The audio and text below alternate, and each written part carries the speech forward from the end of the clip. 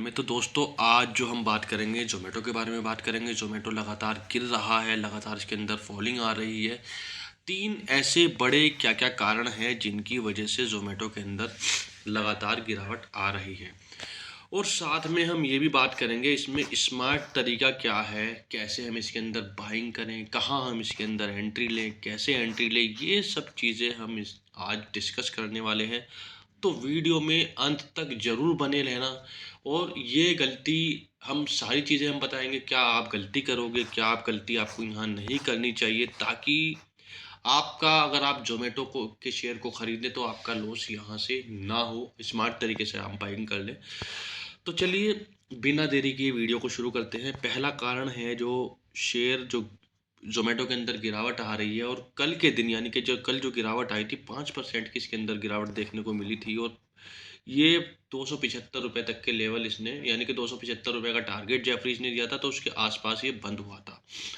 तो पहला जो कारण है वो जेफरीज़ एक ब्रोकरेज फर्म्स है बाहर की, इंडिया से बाहर की, जिन्होंने ज़ोमैटो के टारगेट को घटाया है। पहले इन्होंने टारगेट ₹335 का दिया था, अब इन्होंने टारगेट ₹275 का दिया, जिसकी वजह से 5% की इसके अंदर हमें गिरावट देखने को मिली।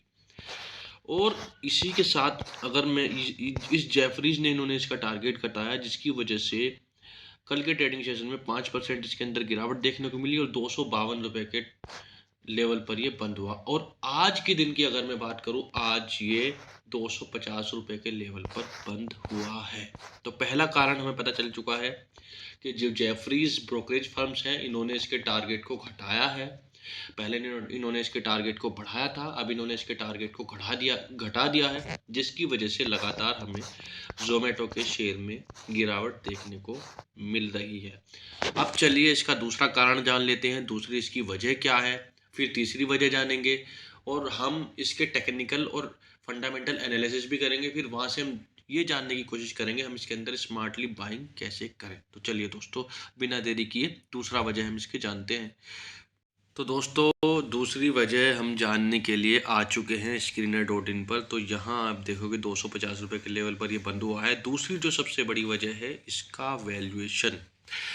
अगर जूम करके मैं आपको दिखाऊं, स्टॉक का जो पी है वो 325 का है, यानी कि ये बहुत ज़्यादा महंगे भाव पर ट्रेड कर रहा है। तीन देख सकते हो आप, ₹305 इसका 52 वीक हाई है और ₹122 इसका 52 वीक लो है, यानी कि ₹305 के हाई से टूटना शुरू हुआ है। और फिर भी अब ₹250 इसका प्राइस हो चुका है, ₹250 में बंद हुआ है, फिर भी इसका आप पी देख सकते हो 325, यानी कि जो इसका वैल्यूएशन है बहुत ज़्यादा महंगा है। साथ में अगर आरओसी और आरओई देखोगे, आरओसी अगर आप देखोगे वो 1.14 का है, आरओई देखोगे तो 1.12 का है, यानी कि फंडामेंटल रूप से बिल्कुल ये फिट नहीं है। ये भी एक बड़ा कारण है जिसकी वजह से जेफरीज ने इसको डाउनग्रेड किया था, इसके टारगेट को घटाया था दोस्तों। तो ये दूसरा बड़ा कारण हमें मिल चुका है। और तीसरे बड़े कारण की अगर मैं बात करूं वो है एफआईआईज। तो एफआईआईज लगातार सेलिंग कर रहा है, जिसकी वजह से हमारी मार्केट में निफ्टी 50 में यानी कि पूरी हमारी मार्केट के ऊपर एक सेलिंग प्रेशर बना हुआ है। लगातार वो प्रॉफिट बुकिंग कर रहे हैं, जिसकी वजह से हमारी मार्केट के अंदर स्टेबिलिटी बन नहीं रही है, बिल्कुल भी नहीं बन पा रही है। और ऊपर से जेफरीज का डाउनग्रेड कर देना, तो स्टॉक में ये सोने पे सुहागा का काम इसने कर दिया, जिसकी वजह से ज़ोमैटो के शेयर में भी लगातार हमें गिरावट देखने को मिली। तो दूसरी सबसे बड़ी वजह हमें, तीसरी सबसे बड़ी, एक पहली हमने जेफरीज, दूसरी हमारी जो वैल्यूएशन इसके थे वो बहुत ज़्यादा महंगे हैं, तीसरा एफआईआईज लगातार सेलिंग कर रहे हैं, हमारी मार्केट स्टेबल नहीं हुई है। तो 3 बड़े कारण जिसकी वजह से हमारी जो है ज़ोमैटो के शेयर के अंदर जो है लगातार हमें गिरावट देखने को मिल रही है। अब स्मार्ट तरीका क्या है, अब हम इसका टेक्निकल देख लेते हैं, फिर हम स्मार्ट तरीका देख लेते हैं किस तरीके से हमें इसके अंदर बाइंग करनी चाहिए, ताकि हम भी सेफ रहें और हमें कोई लॉस ना हो और हम आसानी से इसके अंदर एंट्री लेकर के बैठे रहें। किस तरीके से एंट्री लेनी है टेक्निकल हम सबसे पहले समझ लेते हैं शॉर्ट में, फिर हम समझेंगे क्या हमें इसके अंदर करना है दोस्तों। तो चलिए चार्ट के ऊपर हम चलते हैं। तो अब हम इसके चार्ट पर आ चुके हैं, डेली कैंडल का ये चार्ट है। अब यहाँ सबसे पहले मैं आपको इसका RSI दिखाना चाहता हूँ। RSI नीचे की तरफ अगर आप देखोगे ब्लू लाइन में 33 का RSI आपको नज़र आ रहा होगा। 33 का ये RSI है डेली चार्ट पर, यानी इसके अंदर अच्छी खासी पिटाई इसकी हुई है, अच्छी खासी गिरावट इसके अंदर आ चुकी है। और हाई देख सकते हो आप, ये 300 रुपये के लेवल से इसके अंदर गिरावट आनी शुरू हुई है, करेक्शन इसके अंदर आना शुरू हुआ है। साथ में जेफरीज ने इसके ऊपर अपना टारगेट को घटा दिया था।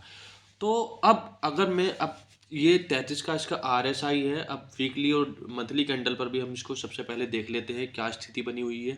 ये 48 का वीकली कैंडल पर ये RSI है इसका। और वीकली चार्ट पर मैं एक चीज़ आपको दिखाना चाहता हूँ किस लेवल से इसके अंदर लगातार तेज़ी बनी हुई है। यहाँ देख सकते हो आप 40 रुपये का लेवल से 2023 में 40 रुपये का इसका 40 रुपये के भाव पर ये ट्रेड हुआ करता था, यानी कि लगभग 1.5 साल पहले 40 रुपये के भाव पर था। इसके पॉजिटिव रिजल्ट आए, बहुत शानदार रिजल्ट आए, बैक टू बैक हर क्वार्टर में अच्छा रिजल्ट देता गया, अच्छा परफॉर्म करता गया, जिसकी वजह से लगातार ये ऊपर की तरफ हमें भागता हुआ नजर आया। और जब ये लगातार ऊपर की तरफ भागता रहा 2023 से 40 रुपये के भाव से, इसी से आप अंदाज़ा लगा सकते हैं इसके भागने की वजह से इसका वैल्यूएशन बहुत ज़्यादा महंगा हो चुका है। तो अब चार्ट भी ये कह रहा है कि ये डाउनग्रेड है, यानी कि ये नीचे की तरफ गिर रहा है। ये बियरिश कंडीशन में है, बुलिश कंडीशन में नहीं है। यहाँ हम बाइंग नहीं कर सकते।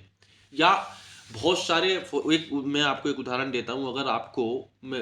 अगर कोई किसी बंदे को 200 क्वांटिटी खरीदनी है, तो यहाँ वो बहुत सारे लड़के क्या करते हैं, ट्रेडर क्या करते हैं, यहाँ 200 क्वांटिटी उनको 200 ही उनकी एपेटाइट है, 200 ही वो खरीद सकते हैं, 200 की 200 क्वांटिटी ले लेंगे जल्दबाजी में किसी के कहने पर, और यहाँ बैठ जाएंगे कि हमें तो प्रॉफिट होगा। वो 2 4 5% गिर जाएगा, फिर वो बेच करके निकल जाएंगे, उनको लॉस हो जाएगा। तो ये वाली स्ट्रेटजी तो यहाँ अपनानी ही नहीं है। ये डाउन ट्रेंड है, बियरिश है, नीचे गिर रहा है, 3 बड़ी नेगेटिव न्यूज़ है। अब वैल्यूएशन तो महंगा है, इतने 40 रुपये के भाव से लगातार ऊपर की तरफ जा रहा है। अब ये तो नहीं है कि 40 रुपये तो ये जाएगा नहीं, ये तो तय है कि 40 रुपये ये नहीं जाएगा। अब 250 रुपये जो है इसका नीचे की तरफ स्ट्रॉन्ग सपोर्ट है। ये आप देख सकते हो पिछले काफ़ी समय से, सितंबर अगस्त से 250 रुपये का लेवल इसने टच किया था, तब से ये इससे नीचे नहीं आया। तो अगर इसके लेवल को भी अगर ये तोड़ता है तो इसका जो है अगला जो सपोर्ट है 248 रुपये, 245 रुपये इसका अगला नीचे का सपोर्ट है। अब इसमें करना क्या है, गिरते हुए शेयर में स्मार्ट तरीका क्या अपनाना है, क्योंकि शेयर अच्छा है। इसके जो लगातार नए स्टोर्स खुल रहे हैं, ब्लिंकिट ने धमाल मचाया हुआ है, जोमेटो ने धमाल मचाया हुआ है, कंपनी जो है प्रॉफिट में आ चुकी है, अच्छे प्रॉफिट में कंपनी आ चुकी है, लगातार ग्रोथ कर रही है। तो ऐसे में जेफरीज का डाउनग्रेड करना ठीक है, बनता है, अच्छा महंगे वैल्यूएशन पर है। एफआईआईज हमारी, यानी कि एफआईआईज लगातार सेलिंग कर रही है, मार्केट स्टेबल नहीं है। अब करना क्या है, अब करना ये है जैसे जैसे इसका भाव नीचे गिरता जाएगा, छोटी छोटी क्वांटिटी में 2 शेयर 3 शेयर 5 शेयर ऐसे लेकर के रख लेने हैं, कोई जल्दबाजी नहीं करनी है। मैं बता देना चाहता हूँ आपको एक बात, जो जल्दबाजी करता है, जो डरता नहीं है, लालच करता है कि मैं ज़्यादा पैसा कमा लूँगा, वो इस मार्केट से पैसा नहीं कमा सकता। आपको स्मार्ट तरीके से, सही तरीके से, सही एनालिसिस करके स्टॉक खरीदना है। आप अपने फाइनेंशियल एडवाइज़र से भी एडवाइस ले सकते हैं, और आपको लेकर के बैठना पड़ेगा, एक तरफ शांत होकर के बैठना पड़ेगा, जल्दबाजी नहीं करनी है, तभी आप पैसा बनाओगे, नहीं तो ये मार्केट आपके लिए नहीं है। मैं दोबारा फिर रिपीट कर रहा हूँ, आप मेरी बात से है समझ हो सकते हैं, लेकिन जितने भी बड़े इन्फ्लुएंसर्स हैं यूट्यूब पर्पस, या फिर जिनको भी आप फॉलो करते हो, आप उनकी बात सुन लेना, वो आपको यही बात कहेंगे कि आपको यहाँ बैठना पड़ेगा। बहुत सारे लोग तो ऑप्शन ट्रेडिंग के बारे में भी बताते हैं, लेकिन मैं ऑप्शन ट्रेडिंग को कभी रिकमेंड नहीं करता, वहाँ 90% लोग लॉस खाते हैं। तो दोस्तों, आपको जो मैंने स्ट्रेटजी बताई है वही आपको फॉलो करनी है। तब तक के लिए हम विदाई लेते हैं, तब तक के लिए गुड बाय दोस्तों। और अगर आप नए हो हमारे चैनल पर तो हमारे चैनल को सब्सक्राइब कर लीजिए, बेल आइकन दबा लीजिए, कमेंट करना ना भूलिए दोस्तों। तब तक के लिए गुड बाय।